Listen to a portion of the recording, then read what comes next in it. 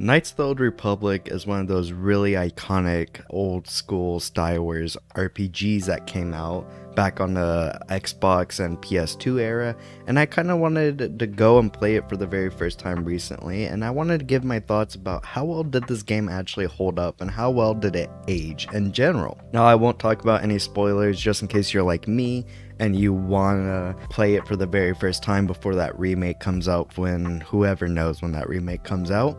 But that was the main reason I went and wanted to play the first one, and now I'm actually playing the second one live on Twitch if you want to join me there.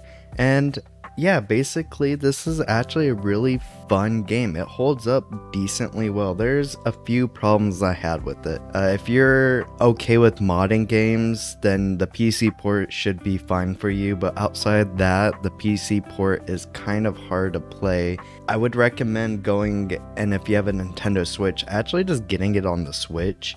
The restoration mod doesn't add too much to the first game as comparatively to the second game, so the restoration mod isn't as required for the first game, luckily. But the second game, from my understanding, you should really get that restoration mod. I am, again, currently in the second one, so I can't tell you much about it, but the first one I really liked. I see why people love it, especially if you're a bioware fan. You can see a lot of the iconic bioware traits, such as choosing good side or bad side dialogue options and stuff like that.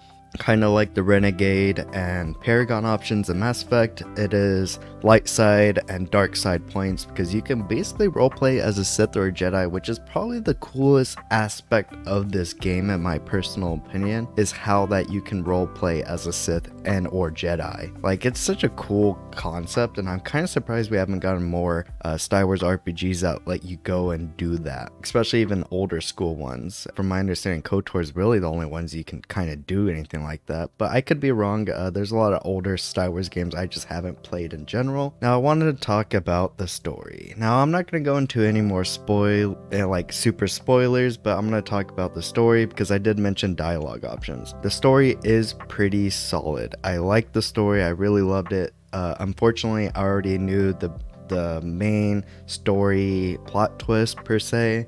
I don't want to go into spoilers, but if you have not played this game, know nothing about this game, you don't know anything really, I would honestly not even Google search anything about this game, because it's very easy to get spoilers. I got spoiled an article by just Googling the game, and like the 6th option was like spoiler in the headline. I was like, oh, god damn it, are you serious? But yeah, basically this game story is really entertaining, really good. You go through multiple planets, and each planet kind of has its own sub-story to it that kind of connects to an overarching story, which I kind of dug, that each planet you go to has its own story.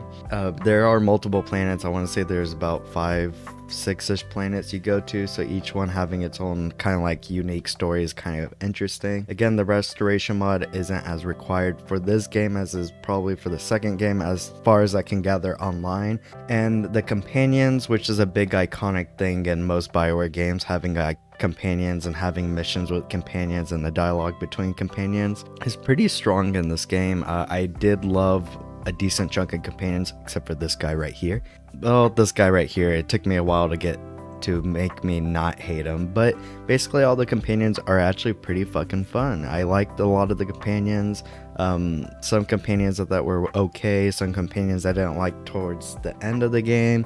And yeah, it was a really cool experience seeing some of these companions. Some of them are really unique, like HK-47. I love how he calls everything organic meat bags, and I just love it. It's just so chaotic, and that chaotic robot really fit my Jedi character, just like my Jedi character being a good boy and then running around, and then there's this chaotic evil robot he has carrying with him that's just like calling everything meat bags. I thought that was freaking hilarious. The gameplay is probably the only part I would say that doesn't hold up very well or age as well. My biggest complaint is there's random difficulty spikes.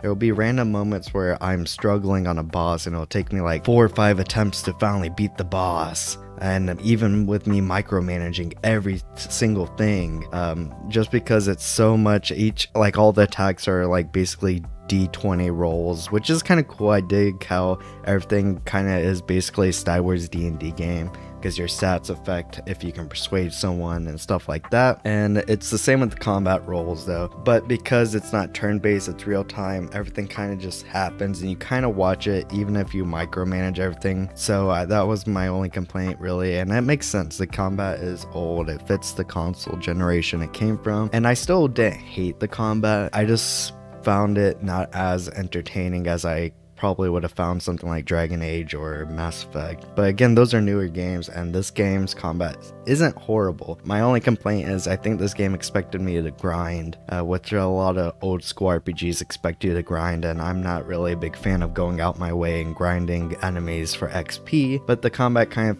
felt a little bit MMO-y in that kind of concept, where you kind of like press icons on the screen and then you like watch that attack play out. Very MMO-y in that combat aspect. But overall, I really like this game. I can't recommend it enough after playing it. I'm actually really excited to finish the second game and see how that goes and plays, because I know less about the second game than I knew about the first game. I almost know nothing about the second game, so I'm actually really excited to finally go and beat the second game. But if you are interested, this isn't one of my stereotypical reviews. Usually I'm reviewing newer games or games on Game Pass, but I decided maybe I'll go and play some older games I've never played and give kind of like a does it hold up? Did I like playing this game in this year? But this game really held up, and I really dug it, and hopefully you'll join me in the next review.